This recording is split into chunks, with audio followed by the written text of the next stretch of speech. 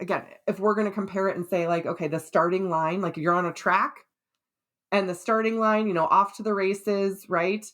The gun goes off and you want to take off and you want to start your health improvement journey. Great. But if you wait longer, you're just sitting in the parking lot before you even get to the track. Stop sitting in the parking lot, right? But if you're taking the wrong things, you're creating an obstacle course that you have to go through before you can even get to the starting line on the track. You're making it harder for yourself. Hey there, welcome to the Female Health Solution podcast, where we discuss women's health, hormones, and everything else in between. Join me as we dive into the tools that you need to live your healthiest life. All right, why is it important that you actually test your hormones versus just, this is supposed to be really good for estrogen. Let me just start with this supplement. Why do we need to test before starting anything? Well, let's chat about it today. I'm Dr. Beth Westy, women's health hormone expert. Welcome back to the Female Health Solution podcast. We are going to talk about hormone testing. I'm going to cover a bit about my favorite test, the Dutch test. It stands for Dried Urine Test for Comprehensive Hormones. It is a urine test that gets sent to your house. You take the test, you send it back to the lab. They, process your results. Then we go over those results with you in detail, explaining what's going on and then what we're going to do about it, how we're going to get your system functioning better based on what we're seeing here, really evidence-based recommendations. So why do we need to do that? Why can't we just start something, right? I am all for taking your health into your own hands. I am all for trying things, right? And improving to see if things change, right? If you're struggling with sleep, great. Try some different things in your nighttime routine. Try some chamomile tea, try some valerian, try some melatonin, right? But here's the risk is that if it's not the right thing, you might be spending time, money, energy, effort in an area that's not the thing that's off, right? What if it's a blood sugar issue at night and while you're sleeping that's causing your sleep issues? Then you can try all the herbs you want, but if you're not getting a good dose of protein before you go to bed, you're not going to actually help your system regulate those blood sugar levels while you're sleeping. This is a big problem for gals with PCOS, by the way. The blood sugar dysregulation, insulin resistance versus insulin sensitivity, all that stuff. This is why we test to make sure we are targeting the right things for you and focusing your energy and effort in something that's actually going to make a shift and change, right? Now, things don't shift and change, super quick overnight all the time, but it's important to know that what you're doing is actually effective. And for so many gals that have multiple symptoms that can point to different things, it's important we're targeting the right thing. So again, I use the example here of just you have disrupted sleep. You're not sleeping well. What is it? Is it really a deficiency in melatonin? Would we see that on here on a Dutch test? Absolutely we do. We see your melatonin levels on a Dutch test. Yeah. Time and time again, I tell women, don't take melatonin. Your melatonin levels naturally are actually great, or they're higher range. And more often than not, I hear gals say that have sleep issues, they'll be like, yeah, what's weird is that I tried melatonin, or there was this sleep gummy or thing, and my sister loves it. My friend loves these things. I tried it. Oh my gosh. I felt so weird when I woke up. I felt groggy and disoriented. It was not good. I was like, well, of course, your body actually had an appropriate response to you taking that excess of melatonin because you have a good amount. You were ODing on melatonin, essentially. Too much for what your body was needing. Fatigue. Let's talk about fatigue. Let's talk about lack of energy, exhaustion, muscle tiredness, all these things. You can kind of feel like, oh, I'm just not myself, or I get an energy slump in the afternoon, or I'm just not feeling my most vibrant and spunky self overall. How do I target this? How do I do this? What can I do? Well, you can have caffeine, right? Is that going to boost your energy? Yes. Is it the right thing to actually get you functional energy? No. So what is it? And I just went through a Dutch test this week on it. I went through a Dutch test with a gal who Oh my gosh, I have known her for 25 years, 30 years, maybe something like that. Long time, long time. Incredible athlete. In fact, one of the best athletes I have ever met in my life. Yeah. And this gal is a go-getter, is a dynamo. Just, oh my gosh, like achieved incredible things in her athletic career. And in the last year, she has said, I am so exhausted. And if I try to do my workouts, if I try to even go for a walk or a hike or something, oh, I really struggle. And I'm actually struggling to finish a workout. I'm struggling to complete these things. She's like, 2 years ago, 3 years ago, 5 years ago, she's like, I've never had anything slow me down.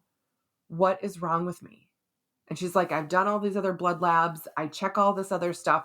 All these other things are perfect. What's wrong with me? Right? I can't figure it out. And I keep thinking, well, I did have some stuff over the holidays. Maybe I need to just eat a little cleaner, or maybe I should really focus on my sleep, or I'm making all these other lifestyle changes. And it's still not touching it. In fact, it's still getting worse, slowly getting worse. If I think about 6 months ago versus now, my fatigue has really taken on a whole new level. I physically can't. I can't go for the same run that I used to go for.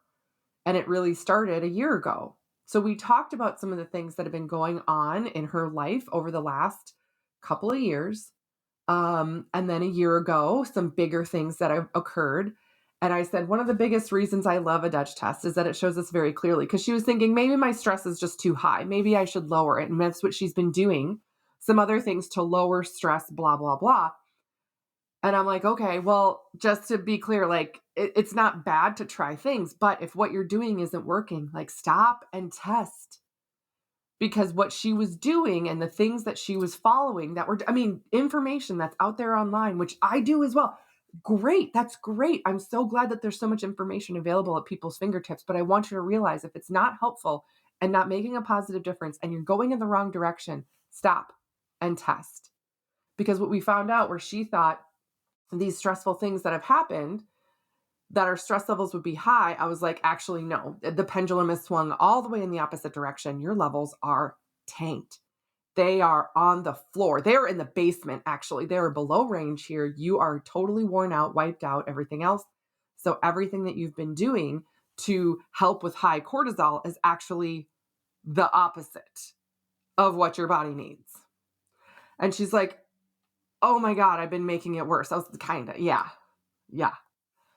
I didn't know. I'm like, of course you wouldn't know. You wouldn't know because the feeling, the symptoms of having high cortisol match that of low cortisol. There's so many things that are similar. So how do you know what to target specifically? Again, there are some general things that are helpful for both. Get more protein in, get lots of good sleep, get lots of minerals, right? Like all those things. But if you're going to take a targeted supplement, you got to know what you're targeting. You got to know what you're targeting first. Otherwise, you could be pushing a pathway in the wrong direction than what it needs to go in. So she actually felt kind of bad. She was like, oh, dang it. I can't believe I did that. I was like, I go through this every week with people, right? It's not because making, like you're doing the wrong thing for the wrong reason. I was like, you're doing the wrong thing for the right reason. You're trying to get better, but you're going into it blindfolded, right? Like, would you try to complete a maze blindfolded? No, it's hard enough to do a maze. It's hard enough to do a maze. And now, coming from the land of Minnesota, where in the fall there are corn mazes and things like that we do. If you've not ever done a corn maze, side note, if you've not ever done a corn maze, they're super fun. They're super fun. But imagine doing that blindfolded. How far are you going to get? How successful are you going to be? And how's the journey going to be? Really frustrating, right? Versus if we have a Dutch test, basically you would get handed the instructions at the beginning of the maze. No blindfold. And then you're told, okay, go forward and then take a right. As soon as you stop, then take a left, then take 3 rights, then a left. You'd make it out of there in no time. Right? Instead, it's what I'm picturing right now is if you've ever seen what is Harry Potter. It's not Chamber of Secrets. It's the one with the maze and the cup. You guys that are Harry Potter fans are probably screaming at me right now. Oh, and it's Edward that from Twilight. That's again, sorry, I have kids, right? That's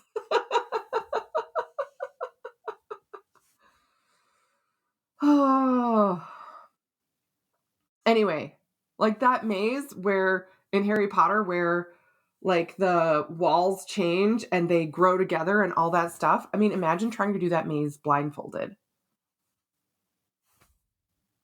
That's how frustrating it can be. And then imagine Victor Crumb chasing you too. No, just kidding. But this is how frustrating it can be, and this is why we test. The other thing that I'm going to say, because again, I went through, it was Dr. Jenny and I went through another report together where we were talking about someone who had been given a recommendation from a family member who's in the health field, and she was like, oh, I'm taking DIM. This family member who's in the health field said that if you have high estrogens, you need to take DIM. Can DIM help?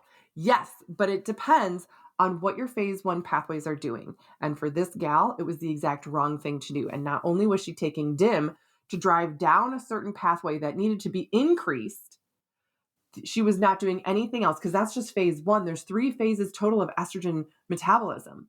So she wasn't doing anything to support phase 2 or phase 3.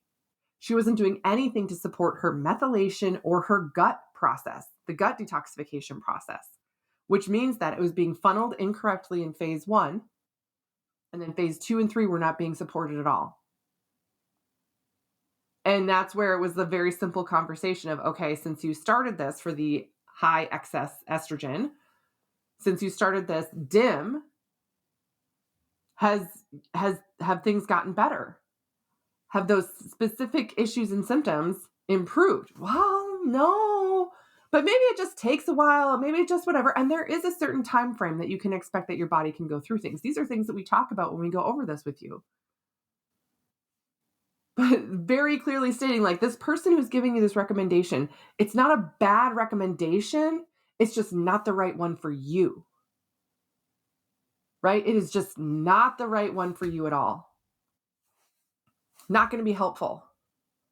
Right? If you are getting in your car and you're like, oh my gosh, I started my car and it's making this clunk and rattle and there's something wrong. The engine light comes on and it's definitely making this really weird clunking noise. Oh, what do I do? And somebody says, well, put gas in it.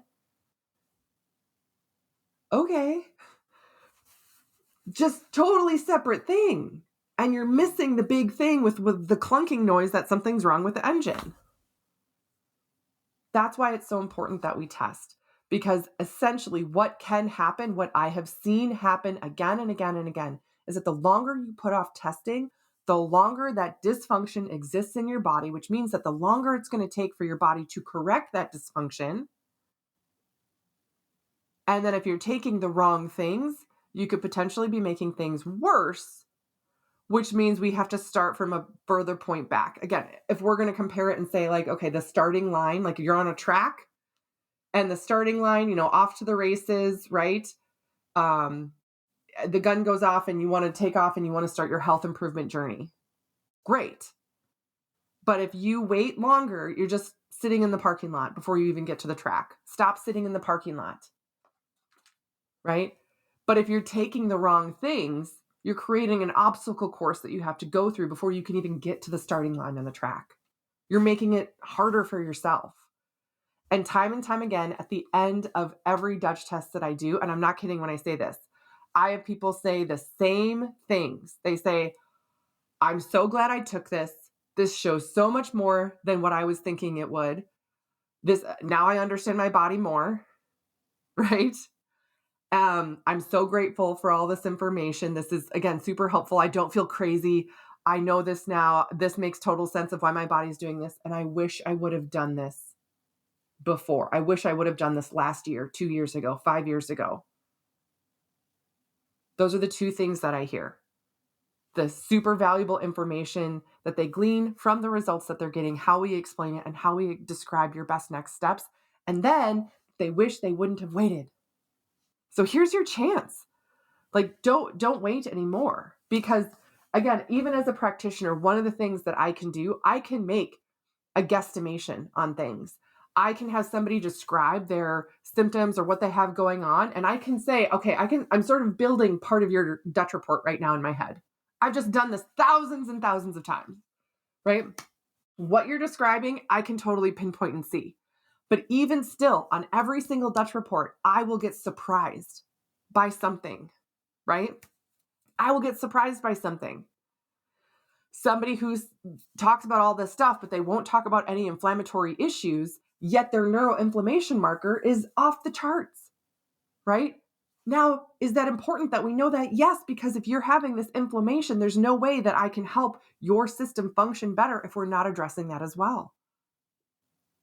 For as long as I've been doing this, for as much as I've been doing this, and for as confident as I feel about so many things in helping women and making recommendations, I would still never feel 100% on giving somebody a complete protocol list and list of recommendations for their life for improvement without seeing the full scope of what they have going on, because I still get surprised of things that I would have never known had we not looked. Because sometimes those issues get buried beneath bigger ones. And they're all important and they all relate and they all contribute to the function of your system and how well the things that you're doing actually make a positive impact. So that's what I got for you guys today. Thank you for being here and tuning in. Thank you for listening. Please let me know if you have any questions, if you have any concerns, any hesitations. If you're thinking, gosh, I've been looking at this for a while. I don't know. It is an investment. Is this worth it? Don't hesitate to reach out. I say this all the time, but to get all the valuable information from a Dutch test, it's almost 3 times the cost to get it all individually versus just in this one report. It's a fraction of the price. So it's really helpful to have it there at your fingertips and to have people who are functionally trained to go through this information with you and give you the right guidance moving forward. That way you're not lost. You're not wondering if you're doing the right thing. You're not hoping that things just get better on their own. We're actually taking a targeted approach, evidence-based by the results that we're seeing, and making sure your system is functioning the way that it should. So that's what I got again for you today. Thank you for being here. Please share this message. Let me know if you need any other help, guidance, if you have questions, reservations, whatever it is. That's what I'm here for. Otherwise, I will see you guys later and have a great rest of your day. Thank you for joining me on today's episode. If you would like more information, just head on over to drbethwesty.com for all the show notes and information from today's episode. And if you're looking for more community, more support, you can find and follow me on Instagram, Facebook, YouTube, TikTok, and I would love to see you there.